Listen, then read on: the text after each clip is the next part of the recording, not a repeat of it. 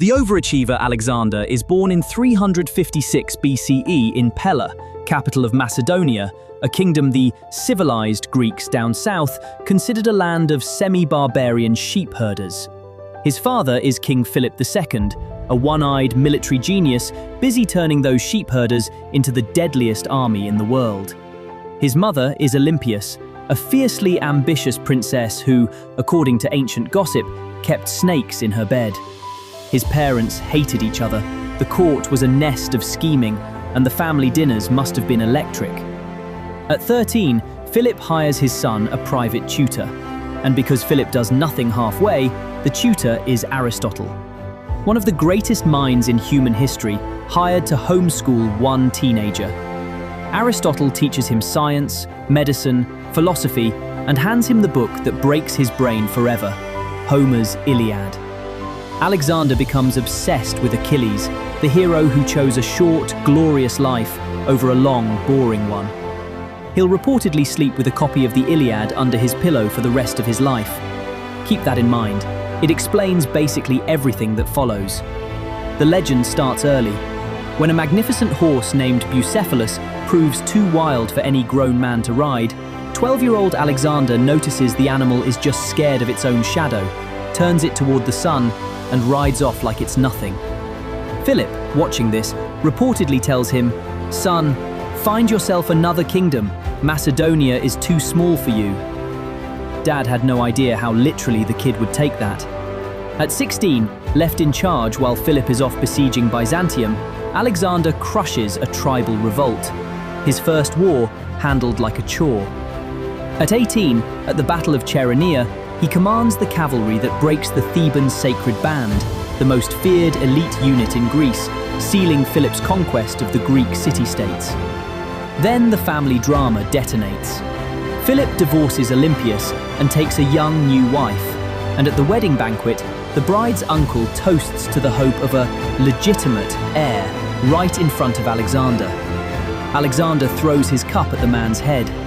Philip, blind drunk, draws his sword, lunges at his own son, and immediately trips and falls flat on his face. And Alexander, standing over him, delivers one of the coldest lines of antiquity. "Look, everyone, the man preparing to cross into Asia can't even cross from one couch to another."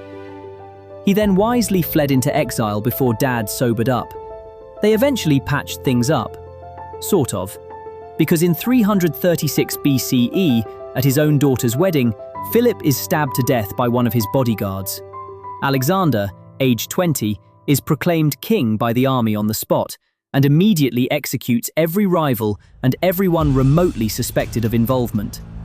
Whether he or his snake-collecting mother had anything to do with the murder remains one of history's great open questions. The ancient sources side-eye Olympias hard. Greece hears that Philip is dead and a 20-year-old is in charge, and figures the Macedonian moment is over. Thebes revolts.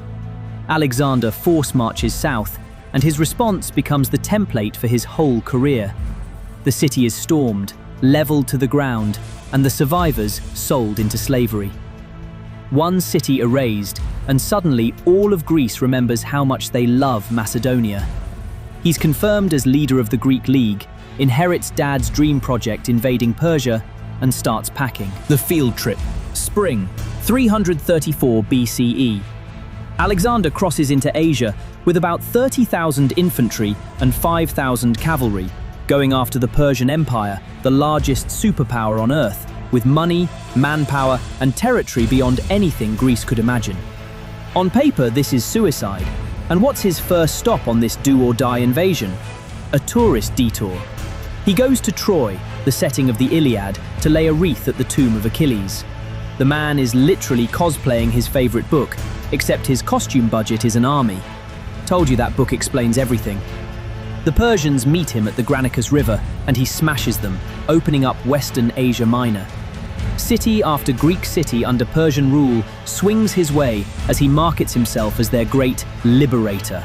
And sure, he expels the tyrants and installs democracies, but let's be clear about the fine print. They've been liberated into his empire. When Halicarnassus digs in and resists, he takes it by storm, just to demonstrate the alternative. Then, In 333, the boss fight. King Darius III himself shows up at Issus with a massive army, catching Alexander in a narrow coastal plain. Outnumbered badly, Alexander does what he always does, identifies exactly where Darius is standing and charges directly at him. Darius panics, turns his chariot around and flees, abandoning his army, his treasury, and, incredibly, his own family. His mother, his wife, his daughters, all left behind. And here, Alexander pulls his greatest PR move. He treats the captured royal family with full honors, protected, respected, addressed as queens. The message to every Persian subject is surgical. I'm not here to destroy your world, I'm here to manage it. Under new ownership, same great empire. Not everyone gets the gentle treatment. The island city of Tyre refuses him entry, confident behind half a mile of open water and the strongest walls in the region. Alexander's solution? If the army can't sail to the island will become not an island. His engineers spend 7 brutal months building a stone causeway across the sea under constant attack until they can roll siege towers right up to the walls. Tyre falls, the survivors are sold into slavery, and here's the kicker. That causeway collected sand for centuries, and Tyre is permanently attached to the mainland today. The man was so stubborn, he redrew the coastline. It's still redrawn. After grinding through Gaza, he enters Egypt, where the Persian governor simply hands over the keys, and the Egyptians, who despised Persian rule, greet him as a liberator.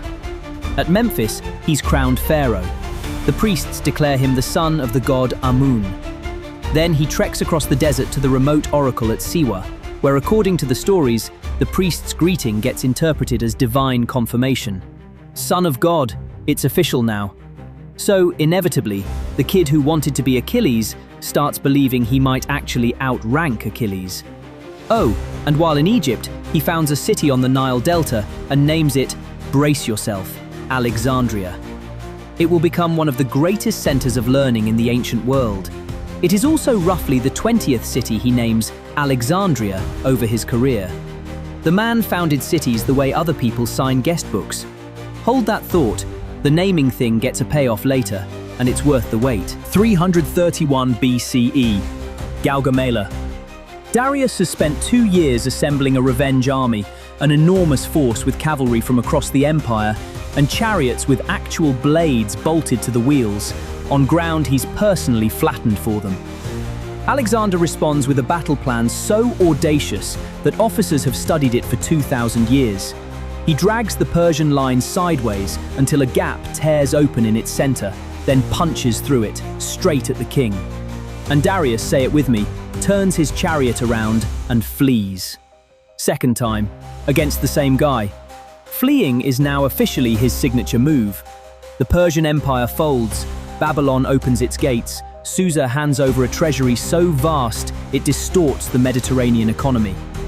And at Persepolis, the ceremonial heart of Persia, Alexander burns the royal palace to the ground, depending on the source, either a symbolic end to the war of revenge or a very good party that got catastrophically out of hand. Knowing him? Honestly, both. Darius is finished, either way. His own governor Bessus murders him and claims the throne. And Alexander's reaction is fascinating. He's furious. Nobody was allowed to end Darius except him. He buries his dead rival with full royal honors, hunts Bessus down, and has him executed for regicide. Which is a bold charge, coming from the man currently sitting on the throne of the guy Bessus killed. Now ruling as king of Asia, Alexander starts dressing in Persian royal fashion, adopting Persian court rituals, including proskinesis, the custom of prostrating before the king, and promoting Persians into his administration. Strategically, it's brilliant. You can't run an empire this size with Macedonians only, but his veterans, the men who bled with him from the start, watch their king turn into the thing they conquered, and they hate it. Meanwhile, the war grinds into Bactria and Sogdiana, modern Afghanistan and Central Asia, where there's no royal army to beat, just endless guerrilla resistance in impossible mountains. It takes him 3 years, the hardest fighting of his life. History's first recorded lesson in how invading Afghanistan goes. There will be others. He eventually marries Roxana, a local princess, sealing peace with the region's elites, and by most accounts, actually falling for her. But out here, the golden boy starts to curdle. The drinking, always heavy, gets heavier, and at a banquet in Samarkand in 328, a quarrel with Clytus, a veteran officer who had personally saved Alexander's life at the Granicus, spirals until Alexander grabs a spear and kills him, his friend. Over an argument, at a party. The grief and self-loathing afterward reportedly leave him bedridden for days. Not long after, the philosopher Callisthenes, who refused to bow to a fellow Greek like he was a god, gets implicated in a plot and dies in custody. Your periodic reminder, as always in this series, effective is not the same thing as good. This is what never losing costs when it's fused to an ego declared divine by an oracle. In 327, Alexander crosses the Hindu Kush into India, chasing the edge of the known world itself. He storms Aornos, a mountain fortress so unreachable that legend said Heracles himself had failed to take it, which, for a man in a lifelong contest with mythology, made it irresistible. Then, at the Hydaspes River in 326, he meets King Porus, a ruler who, refreshingly, does not flee, and a battle line featuring 200 war elephants. The Macedonian horses have never seen an elephant. Frankly, neither have the Macedonians. Alexander sneaks his army across a monsoon-swollen river at night and wins one of the hardest fights of his career. And when the wounded, towering Porus is brought before him and asked how he wishes to be treated, Porus answers, "Like a king." Alexander is so impressed, he gives him his kingdom back, plus extra territory. Real recognizes real. The victory costs him something irreplaceable though. Bucephalus, the shadow-scared horse, his companion through every battle for 20 years, dies there. And Alexander, founder of 20-odd cities named Alexandria, finally names a city after somebody else. Bucephala, a city, for his horse. After a lifetime of self-branding, the one exception was the horse, and honestly, deserved. Then the streak ends, and not the way anyone expected. At the Hyphasis River, with rumors of vast armies waiting beyond the Ganges, his exhausted soldiers, 8 years and 20,000 kilometers from home, simply refuse to walk any further. Alexander rages, sulks in his tent for days, like his hero Achilles, and then gives in. The only force that ever defeated Alexander the Great was his own army's group resignation letter. The trip home nearly kills him twice. Storming a town of the Mali, he's first over the wall alone because the ladders break behind him and takes an arrow through the chest into the lung. He survives, barely. Then, while his admiral Nearchus explores the coast by sea, Alexander marches the army through the Gedrosian desert, a decision so catastrophic that the desert kills more of his men than any army ever managed. Heat, thirst, flash floods. The invincible conqueror, beaten by geography. Back in Persia by 324, he doubles down on his grand fusion project, a mass wedding at Susa, where he and about 80 officers marry Persian noblewomen. In one ceremony, he takes Darius's own daughter as a bride. History's largest corporate merger, with vows. When the Macedonian rank-and-file mutiny over the integration of Persians at Opis, he calls their bluff, dismisses them all, staffs up with Persians, and the tough veteran army comes back begging in tears within days. And then the wound that never heals. Hephaestion, his right hand, his closest friend since boyhood, and by most readings the love of his life, dies suddenly of a fever. If Alexander was living the Iliad, this was Achilles losing Patroclus, and he grieves exactly like it. Unhinged, extravagant, ordering funeral honors on a scale nobody had ever seen, demanding Greek cities recognize divine honors. The Spartans' official response is the driest line in ancient history. If Alexander wishes to be a god, let him be a god. Sure, buddy, whatever. He throws himself into new plans, an expedition around Arabia, engineering projects in Babylon, because stopping was never in his skill set. Then, in June 323 BCE, after a long banquet and monumental drinking, he develops a fever that will not break. For 10 days he declines malaria, typhoid, poison, the sources argue to this day, until he's too weak to speak. And in one of the most haunting scenes antiquity ever recorded, his entire army files past his bed, one soldier at a time, and the dying king can only follow them with his eyes. On June 13th, 323 BCE, Alexander dies in Babylon, 32 years old, undefeated. You already know what happens next. The strongest. No stable heir, just a half-brother and an unborn son, used as puppets while his generals carve the world into pieces. One dynasty in Egypt, one in Asia, one in Macedonia, 40 years of war. Fun fact, the Egypt piece goes to his general Ptolemy, whose family rules for 3 centuries, ending with a queen you may have heard of, Cleopatra. Yes, that Cleopatra was Macedonian Greek. You're welcome. But here's the thing about Alexander. The empire shattered, and it didn't matter. Greek language, art, and ideas took root from Egypt to Afghanistan.